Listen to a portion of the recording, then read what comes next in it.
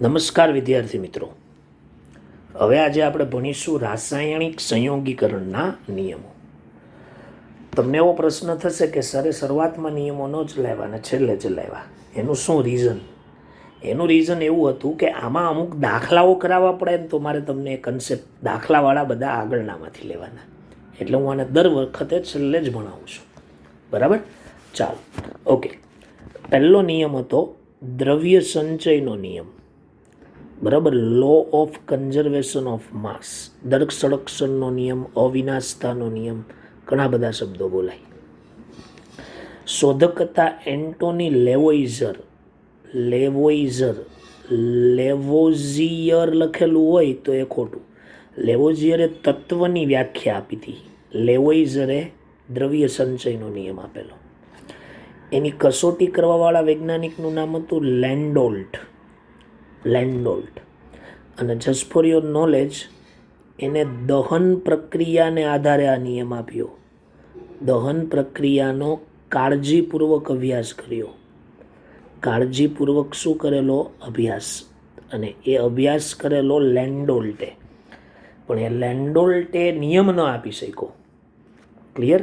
ચાલો, નિયમ શું કહે છે કે કોઈ પણ રાસાયણિક પ્રક્રિયા દરમિયાન દ્રવ્યનો કુલ જથ્થો અચળ રહે છે, એટલે કે દ્રવ્યનો વિનાશ કે દ્રવ્યનું સર્જન શક્ય નથી. દળ સંરક્ષણનો નિયમ હતો, જે ઉર્જા સંરક્ષણનો, આઇન્સ્ટાઈન વાળો, કે કોઈ પણ વિશ્વમાં ઉર્જાનો જથ્થો કુલ અચળ રહે છે, ઉર્જાનું સર્જન કે ઉર્જાનો નાશ શક્ય નથી. તો આ એના જેવું જ છે. એના કેમિકલ ઇક્વેશન માટે વાત કરેલી. બરાબર? જો આને મારે તમને સમજાવવું હોય ને તો હું આમ સમજાવી શકું કે પ્રક્રિયા દરમિયાન પ્રક્રિયક વપરાય, તો વપરાયેલ પ્રક્રિયકનું જે દળ વપરાણું હોય એટલું જ દળ નિપજનું બને. તો અહીંયા લખાય મળતી નિપજનું દળ. સમજવાનો પ્રયત્ન કરજો. વપરાયેલ પ્રક્રિયકનું દળ ઇઝ ઇક્વલ ટુ મળતી નિપજનું દળ. બરાબર? તો એને આપણે નામ આપીએ છીએ દ્રવ્ય સંચયનો નિયમ. એક સમ કરાવીશ તમને હમણાં. બરાબર? ચાલો, અપવાદ. ન્યુક્લિયર પ્રક્રિયાઓમાં દ્રવ્ય સંચયનો નિયમ લાગુ પડતો નથી. It is a most IMP question. બરાબર? તમને યાદ હોય તો પરમાણુ બંધારણવાળા ચેપ્ટરની અંદર મેં ન્યુટ્રોનની શોધ માટે એક ઇક્વેશન લખેલું, અને એ જે ઇક્વેશન હતું એને ન્યુક્લિયર પ્રક્રિયા કહેવાય. એટલે તમને ખાલી કહી દઉં, જે પ્રક્રિયામાં આલ્ફા, બીટા અને ગામા વિકિરણો, બરાબર, વિકિરણ ઉત્સર્જિત થતા હોય એવી પ્રક્રિયાને ન્યુક્લિયર વિખંડન, ન્યુક્લિયર પ્રક્રિયા કહેવાય. અને એ ન્યુક્લિયર પ્રક્રિયામાં દ્રવ્ય સંચયનો નિયમ લાગુ પડતો નથી. સમજવા જેવી બાબત છે. ઓકે. બીજી વાત, આધુનિક સમયમાં દ્રવ્ય સંચયનો નિયમ એવી જ પ્રક્રિયાને લાગુ પડે છે કે જેમાં પ્રકાશ અથવા ઉષ્માનું ઉત્સર્જન અતિ અલ્પ માત્રામાં થતું હોય. બરાબર? આ મુદ્દાનો કંઈ મહત્ત્વ નથી, ખાલી એમ જ યાદ રાખજો. અને પ્રક્રિયા દરમિયાન ઉર્જા ખૂબ જ વધુ મળે, તેથી દળમાં નોંધપાત્ર ઘટાડો થાય. બરાબર? ન્યુક્લિયર પ્રક્રિયામાં ઉર્જા ખૂબ જ વધુ મળે, પુષ્કળ માત્રામાં ઉર્જા મળે. બરાબર? એટલે થોડોક છે ને દળમાં શું થાય છે? ઘટાડો. બરાબર? નોંધી શકાય એટલો ઘટાડો થાય. એટલે આપણે શું કરવું પડે? દળ સંરક્ષણનો નિયમ ત્યાં લાગુ નથી પડતો એવું તમારે કહેવું પડે. બરાબર? ચાલો, હું તમને એક એક્ઝામ્પલ અહીંયા આપું છું. એ એક્ઝામ્પલ આપણે બધા જ વ્યવસ્થિત રીતે કરીએ. જો મારી પાસે એક બનાવેલું સમ છે, અને એ ઉદાહરણ હું તમને અહીંયા લખી દઉં. ઉદાહરણ એવું છે કે 1 ગ્રામ હાઇડ્રોકાર્બન, જેમાં હાઇડ્રોજન અને કાર્બનવાળું કોઈ સંયોજન છે, મિથેન, ઇથેન, પ્રોપેન, કોઈ પણ, તો 1 ગ્રામ હાઇડ્રોકાર્બન અને વાય ગ્રામ કાર્બન ડાયોક્સાઇડ વાયુ. 1 ગ્રામ હાઇડ્રોકાર્બનનું, એક મિનિટ, રકમ થોડી ચેન્જ કરીએ. 1 ગ્રામ હાઇડ્રોકાર્બનનું સંપૂર્ણ દહન કરવાથી વાય ગ્રામ કાર્બન ડાયોક્સાઇડ અને ઝેડ ગ્રામ પાણી મળે છે. ઝેડ ગ્રામ પાણી શું થાય છે? મળે છે.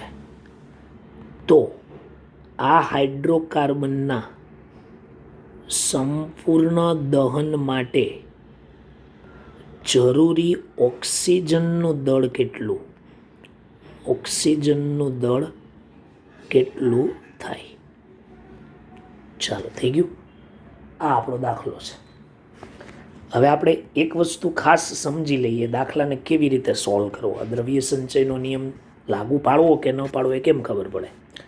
જો એક્સ ગ્રામ હાઇડ્રોકાર્બનનું દહન કરવાનું છે O2 વડે, તો અહીંયા લખી દઉં અજ્ઞાત પદાર્થ એટલે કે હાઇડ્રોકાર્બન વત્તા એનું દહન O2. તો એનું દહન કરવાથી CO2 અને પાણી બને છે. હવે માસ ઓફ કન્ઝર્વેશન શું કહે છે? કે જેટલો પ્રક્રિયક વપરાય એટલો જ નિપજ મળે. તો અહીંયા આપણે એવું લખી શકીએ કે ન લખી શકીએ? વપરાયેલ રિએક્ટન્ટનો માસ ઇઝ ઇક્વલ ટુ ઉત્પન્ન થતા અથવા બનતી પ્રોડક્ટનો માસ, બનતા નિપજનું દળ. વપરાયેલા પ્રક્રિયકનું દળ ઇઝ ઇક્વલ ટુ બનતી નિપજનું દળ. ચાલો, હાઇડ્રોકાર્બનનું દળ એક્સ સાથે ઓક્સિજનનું દળ બરાબર ઇઝ ઇક્વલ ટુ CO2નું દળ કેટલું છે? વાય, અને H2Oનું દળ કેટલું છે? ઝેડ. બરાબર, કારણ કે અહીંયા જેટલો માસ વપરાવાનો છે એટલો જ માસ અહીંયા બનવાનો છે. તો પછી શું લખાય? ઓક્સિજનનું દળ ઇઝ ઇક્વલ ટુ વાય વત્તા ઝેડ માઇનસ એક્સ ગ્રામ. આ તમારું ઓક્સિજનનું દળ આવ્યું. ક્લિયર થઈ ગયું? જરૂરી સંપૂર્ણ દહન માટે જરૂરી ઓક્સિજનનું દળ. ચાલો, રેડી? અને ભાઈ મોલ પૂછી નાખે તો ઓક્સિજનના મોલ ઇઝ ઇક્વલ ટુ ઓક્સિજનનું દળ છેદમાં આણ્વીય દળ અથવા મોલર દળ. દળ છે વાય વત્તા ઝેડ માઇનસ એક્સ, અને આણ્વીય દળ ઘણા બધા વિદ્યાર્થીઓ અહીંયા 16 લખી નાખે, પણ શું આવે? 32. આ તમારો આન્સર. ક્લિયર? અહીંયા વાય ઝેડ એક્સની કિંમત તમને કંઈ આપેલી હોઈ શકે છે. બરાબર. હવે તમને એમ થાય કે સર તો પછી મોલ એનાલિસિસથી આટલી બધી રીત શું કામ કરાવતા હતા તમે? ભાઈ હું એટલા માટે ત્યાં કરાવતો હતો કારણ કે ત્યાં હાઇડ્રોકાર્બન પર્ટિક્યુલર આપેલો હોય તો એનું અણુસૂત્ર જુદું હોય. બરાબર, તો એને અણુભાર વડે ભાગવા પડે, એટલે એ રીત કરવી પડે. એટલે જ તો હું ત્યાં પ્રક્રિયક મોલ એનાલિસિસમાં જે પ્રક્રિયક બરાબર નિપજ એટલે આના પરથી જ લેતો હતો. પણ અહીંયા તો કોણ હાઇડ્રોકાર્બન છે એ થોડી ખબર છે, કંઈ જ નથી આપેલું. ક્લિયર થઈ ગઈ મારી વાત? તો આ રીતે દ્રવ્ય સંચયનો નિયમ શું કરી શકાય? લાગુ પાડી શકાય છે. બરાબર. આવા હજી હું તમને 5 MCQ કરાવીશ, તો એ MCQમાં આપણે હજી આની પ્રેક્ટિસ કરીશું. તો આ છે માસ ઓફ કન્ઝર્વેશન્સ. બરાબર, દ્રવ્ય સંચયનો નિયમ, જે POAC નામનો સિદ્ધાંત વાપરેલો ને મેં, આના પરથી જ બનાવેલો છે. ક્લિયર? ચાલો નેક્સ્ટ. બીજો નિયમ છે નિશ્ચિત સંરચનાનો નિયમ. નિશ્ચિત સંરચનાનો નિયમ. આ નિયમ ફ્રેન્ચ રસાયણશાસ્ત્રી જોસેફ પ્રાઉસ્ટે આપેલો. પ્રાઉસ્ટે તેણે શું કર્યું કે એવું કીધું કે સંયોજન હંમેશા વજનથી સરખા પ્રમાણમાં જ તત્વો ધરાવે છે. સંયોજન કોઈ પણ પદ્ધતિથી બનેલું હોય એમાં એનું દળ પ્રમાણ એટલે વજન પ્રમાણ અથવા ટકાવાર પ્રમાણ નિશ્ચિત જ હોય. હું તમને એનું એક મસ્ત મજાનું એક્ઝામ્પલ આપું એટલે તમને વાત ગળે ઉતરી જશે. ફોર એક્ઝામ્પલ, કાર્બનનું દહન કરીને કાર્બન ડાયોક્સાઇડ વાયુ બનાવો. બરાબર, તો આજે કાર્બન ડાયોક્સાઇડ વાયુ બન્યો, એ કાર્બન ડાયોક્સાઇડ વાયુમાં કાર્બનનું દળ 12 ગ્રામ હોય 1 મોલમાં, અને ઓક્સિજનનું દળ ઓનું દળ 2 O છે ને, એટલે 32 ગ્રામ હોય છે. આ પહેલી પદ્ધતિ છે કે જેમાં મેં CO2 બનાવ્યો. ચાલો આ જ વસ્તુ બીજી રીતે બતાવું. બરાબર, મેથડ નંબર 1 અને મેથડ નંબર 2. CaCO3નું તમે દહન કરો, વિઘટન કરો, તો CaO પ્લસ CO2 બન્યો. તો આ પદ્ધતિથી પણ CO2 બને. તો આ પદ્ધતિથી તમે જે CO2 બનાવો છો એ CO2માં પણ કાર્બનનું દળ 12 ગ્રામ જ હોય 1 મોલમાં, અને ઓક્સિજનનું દળ 1 મોલમાં 32 ગ્રામ જ હોય, 16 દુ 32 ગ્રામ. કહેવાનો મારો મતલબ એવો છે કે તમે કોઈ પણ પદ્ધતિથી સંયોજન બનાવો તો એ દરેક સંયોજનમાં એના તત્વોનું વજનથી પ્રમાણ સરખું હોય, ટકાવાર પ્રમાણ પણ સરખું હોય. અહીંયા જેટલા ટકા કાર્બનના હોય ને એટલા જ ટકા અહીંયા હોય. બરાબર. ચાલો હું તમને હજી એક ઉદાહરણ આપું, એક વધારે એક્ઝામ્પલ સાંભળો, સમજો કે તમે પાણી કોઈ પણ પદ્ધતિથી બનાવો, કોઈ પણ પદ્ધતિથી બનાવાય. બરાબર. ચાલો કોઈ પણ પદ્ધતિથી બનાવાય પાણી, તો એમાં હું તમને એમ કહું, ધારો કે બરાબર, ધારો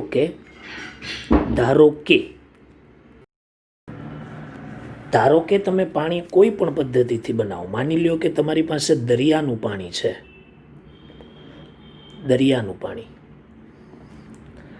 પછી ધારો કે નદીનું પાણી છે, ધારો કે તળાવનું પાણી છે, અને ધારો કે આપણા કોઈ ઘરનું પાણી છે. તો આ બધા પાણીની અંદર અણુસૂત્ર H2O જ હોય. એમાં 1 મોલમાં હાઇડ્રોજનના 2 ગ્રામ જ હોય, ઓક્સિજનના 18 ગ્રામ જ હોય, 16 ગ્રામ જ હોય. બરાબર ને? તો આ નિશ્ચિત સંરચનાનો નિયમ કહેવાય. અથવા તમને ગણતરી કરીને એવું કહું કે હાઇડ્રોજનના 11.11% હોય અને ઓક્સિજનના 88.89% હોય. નિશ્ચિત જ હોય, ફિક્સ જ હોય.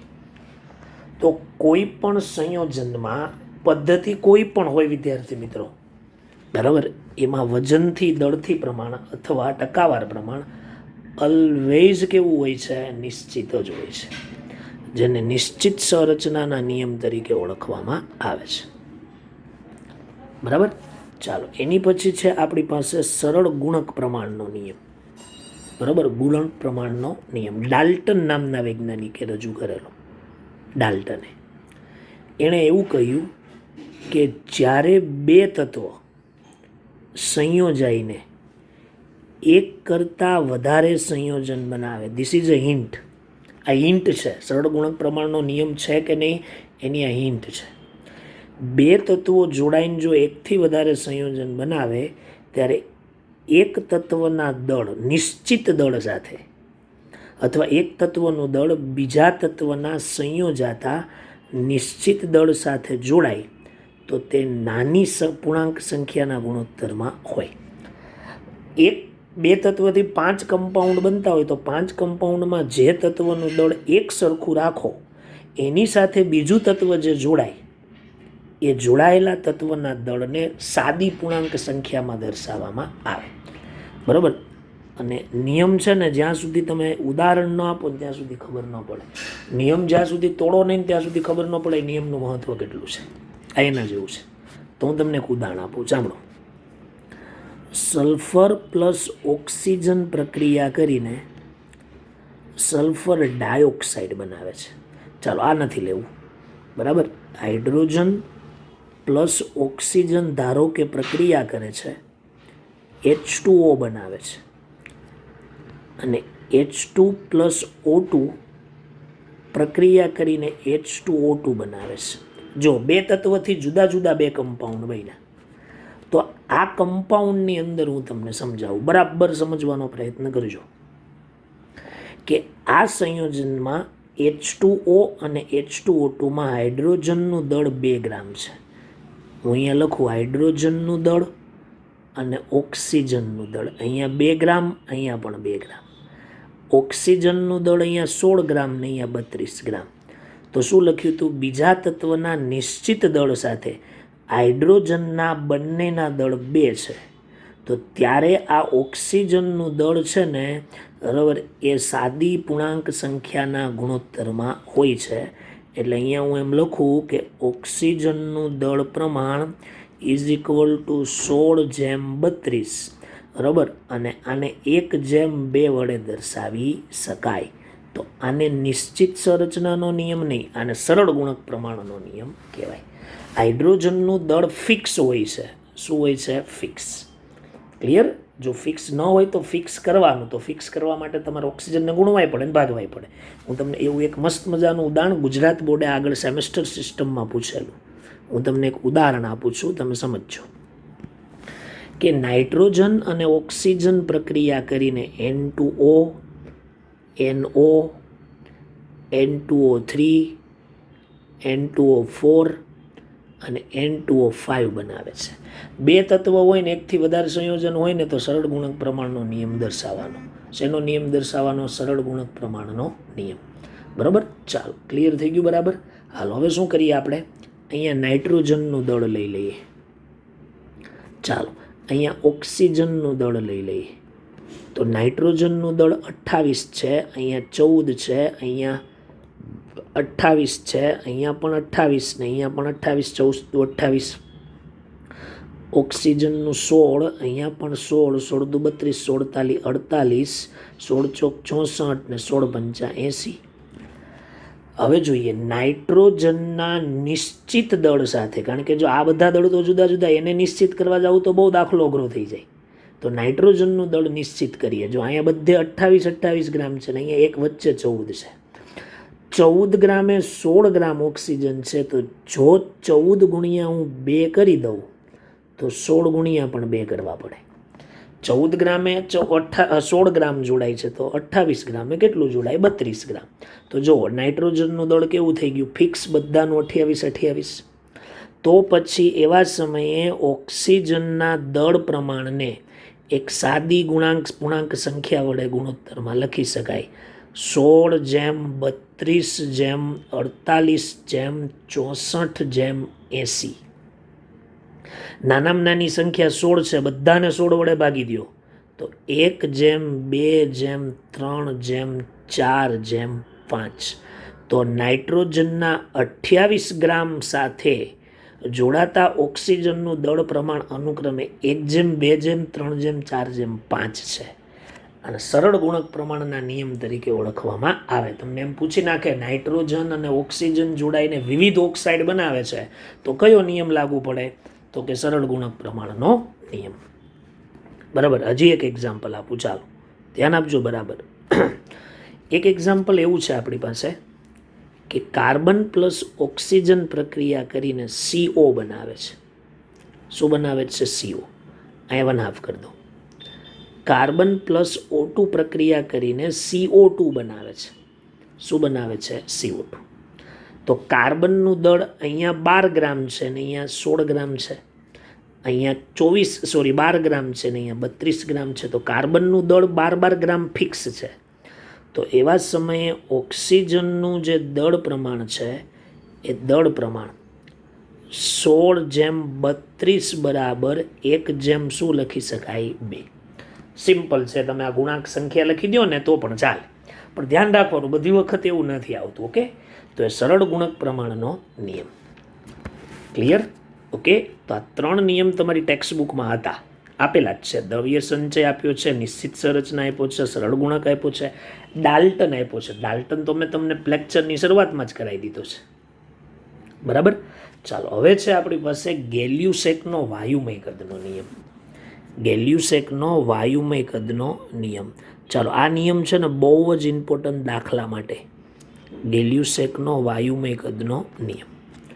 ચાલો, એણે શું કર્યું કે જ્યારે કોઈ રાસાયણિક પ્રક્રિયામાં વાયુઓ સંયોજાય અથવા ઉત્પન્ન થાય છે, તો જો એ વાયુ સમાન તાપમાને અને સમાન દબાણે હોય ને તો તેમના કદ એક સાદો ગુણોત્તર દર્શાવે છે.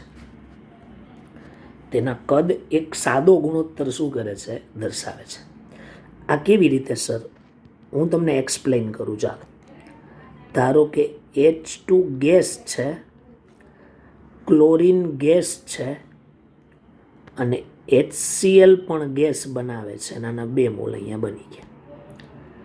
અહીંયા હું તમને એમ કહું છું કે સમાન તાપમાન અને સમાન દબાણે બધા જ વાયુઓ ઉત્પન્ન થાય છે અને બને છે. તો તેવા સમયે સાંભળજો, આના મોલનો ગુણોત્તર કેટલો? 1 પછી 1 અને અહીંયા 2. અત્યારે રિએક્શનમાં 1 મોલ ને 2 મોલ છે. સ્ટોક્યોમેટ્રિક કોફિશિયન્ટ એટલે કે એને મોલ જ કહેવાય ને, એક મોલ ભાગ લે છે. તો તેવા સમયે એના મોલનો ગુણોત્તર એ જ એના કદનો ગુણોત્તર હોય છે.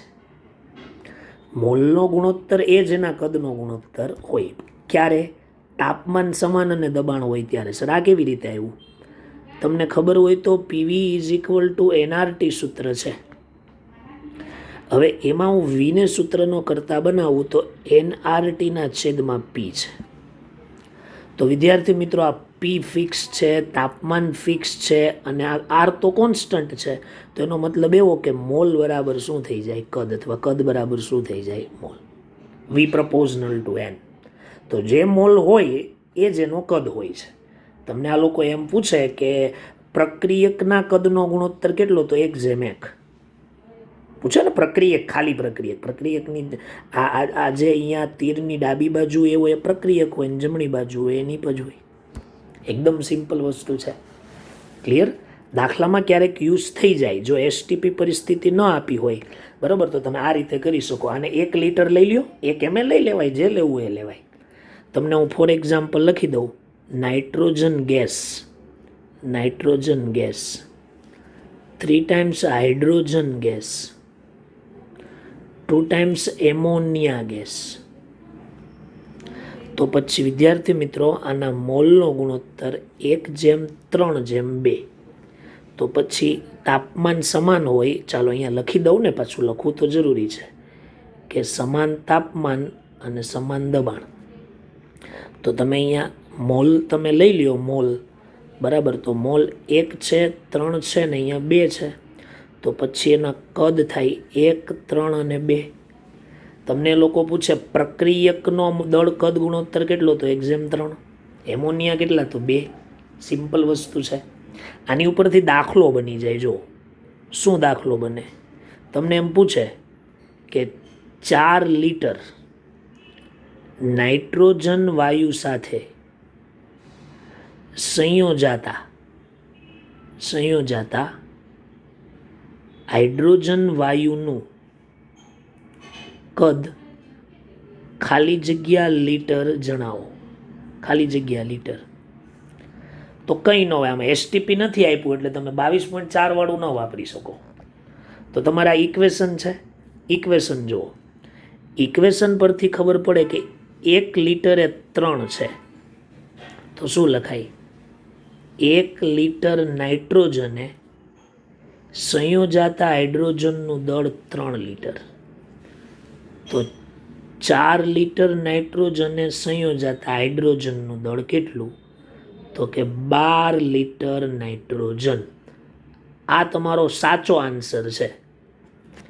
હવે તમે એવું કરી નાખો, 22.4 લીટર અથવા 1 મોલ બરાબર 22.4 લીટર. આવું તમે કરી નાખો. અથવા 4 લીટરે કેટલા મોલ? બરાબર. તો એના ઉપરથી કરવા જાઓ ને તો ખોટો જવાબ આવે.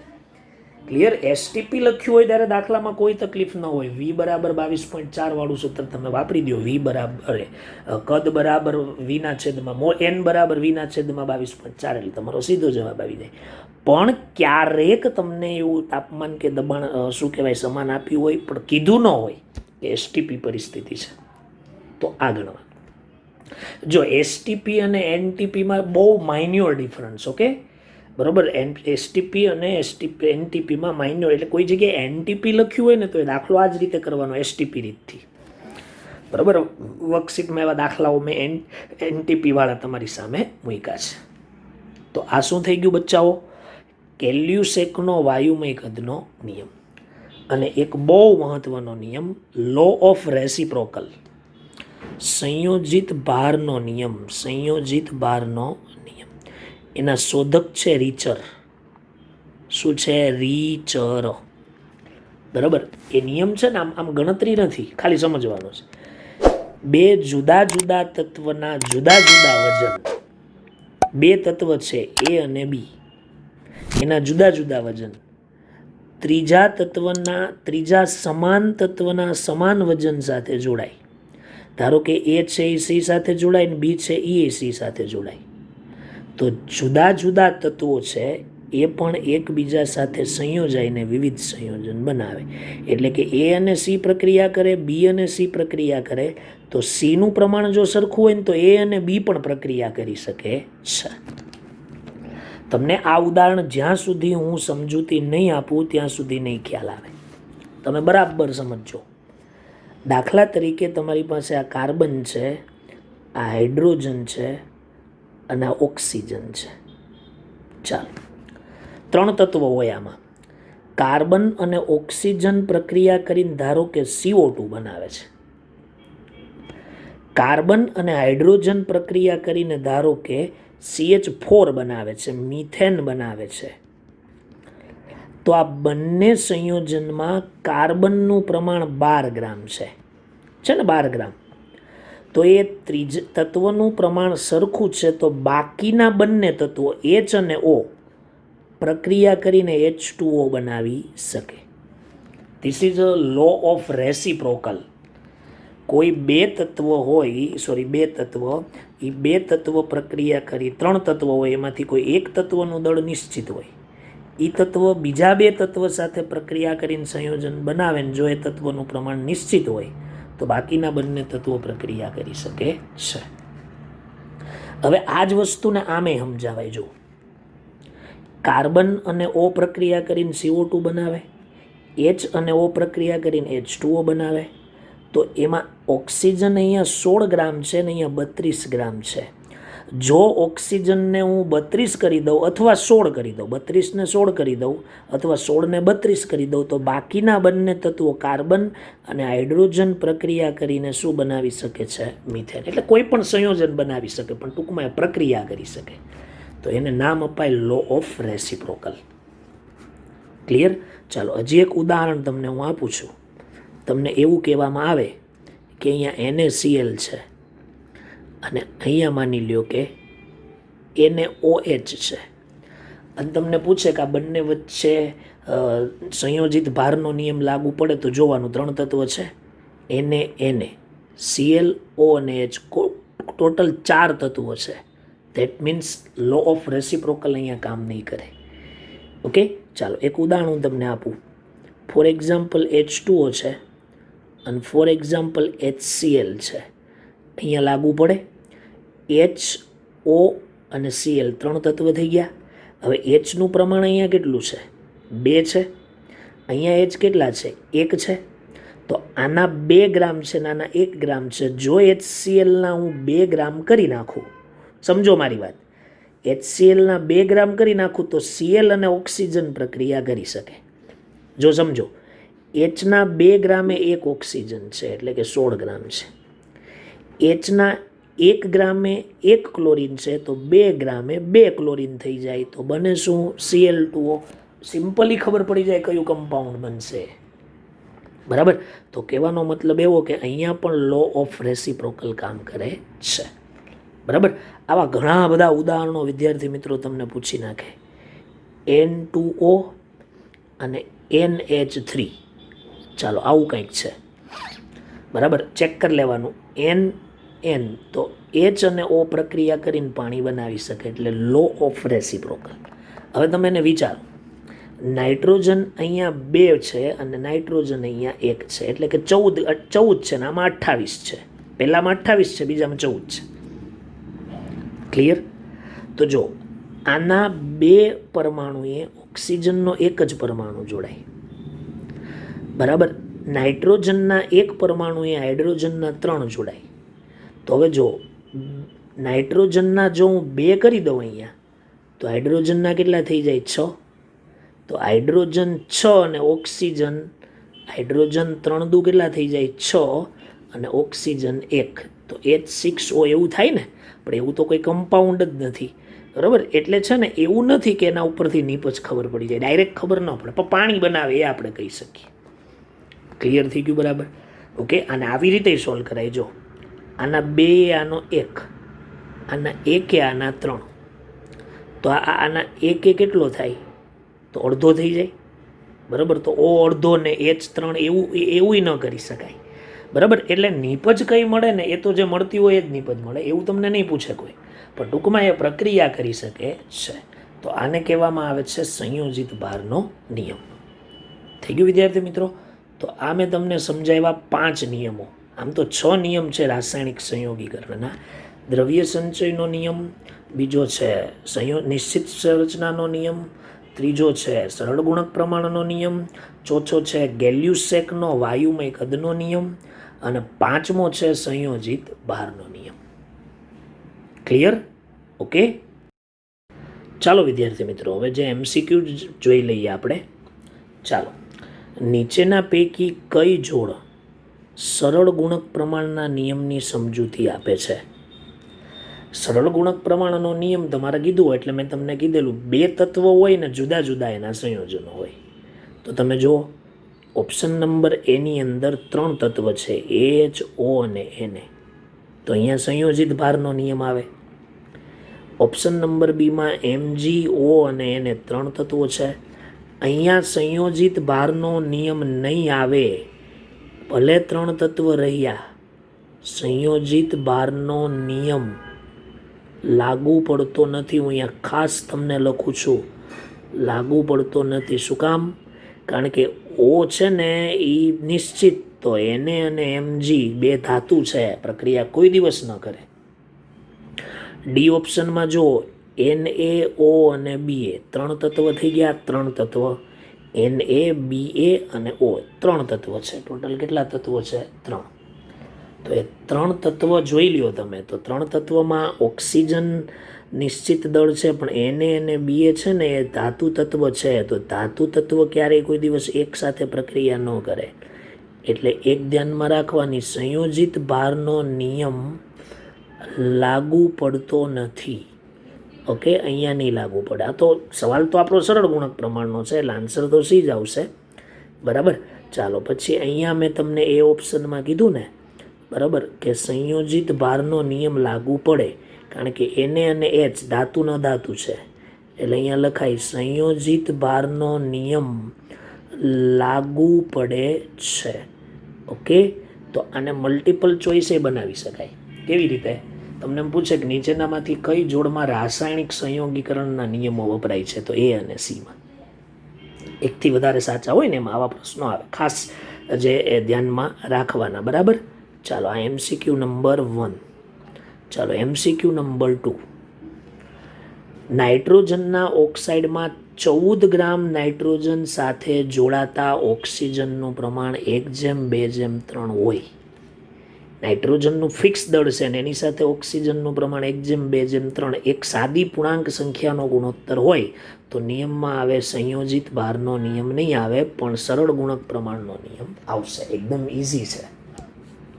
ચાલો, ત્રીજું જુઓ. ત્રીજું MCQ બહુ જ ખાસ અગત્યનું છે. 3 ગ્રામ હાઇડ્રોકાર્બન પૂરતા પ્રમાણમાં ઓક્સિજનની હાજરીમાં દહન કરે છે અને 8.8 ગ્રામ CO2 અને 5.4 ગ્રામ H2O મળે છે. તો આ પ્રક્રિયા કયા નિયમનું ઉદાહરણ છે? દ્રવ્ય સંચય નહીં ખબર પડે, ગુણક પ્રમાણ તો બિલકુલ નહીં આવે, કારણ કે આમાં તો એક તત્વનું નિશ્ચિત દળ અને જુદા જુદા સંયોજનો એવું છે જ નહીં. CO2 ને H2O છે. નિશ્ચિત સંરચના ન આવે, કારણ કે CO2 ને H2O 2 મળે છે. ડાલ્ટનનો નિયમ તો કાંઈ લખી ન શકાય. તો આને કેવી રીતે સોલ્વ કરવો? તો આ દાખલો તમારે પછી એવું જો મગજમાં ન બેસે તો તમારે એને સ્કીપ કરી દેવો પડે, પણ હું તમને સમજાવું. જો 8 ગ્રામ CO2 છે, તો CO2ના મોલ કેટલા હોય? તો દળના છેદમાં આણ્વીય દળ 44×2 એટલે 0.2 મોલ આવ્યા. ક્લિયર? હવે સમજો, જો 1 મોલ CO2 લઉં તો કાર્બનના 1 મોલ કહેવાય ને, કાર્બન અંદર એક જ છે, તો 12 ગ્રામ કાર્બન. 12 ગ્રામ કાર્બન તો 0.2 મોલ CO2 હોય તો કેટલા ગ્રામ? 12×2 = 24. તો 2.4 ગ્રામ શું આવશે? કાર્બન. યાદ રાખજો. ઓકે, હજી થોડા આગળ વધીએ. ચાલો, પાણીના મોલ આપણે શોધીએ. તો પાણીના મોલ કેટલા છે? 5.4 દળ અણુભાર 18 તાલી 54 એટલે 0.3 મોલ આવ્યા. સેમ એઝ ઇટ ઇઝ અહીંયા કાર્બન ને અહીંયા હાઇડ્રોજન લઈ લ્યો તો તમને ખબર પડી જાય હાઇડ્રોકાર્બન કેટલો છે. બરાબર. તો 1 મોલ H2O માં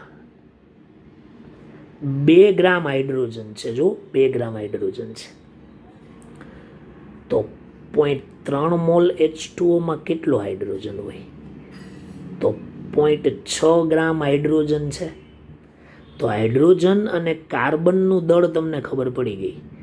હાઇડ્રોજન અને કાર્બનનું દળ બરાબર 2.4 વત્તા 0.6 બરાબર. એટલે જવાબ કેટલો આવશે?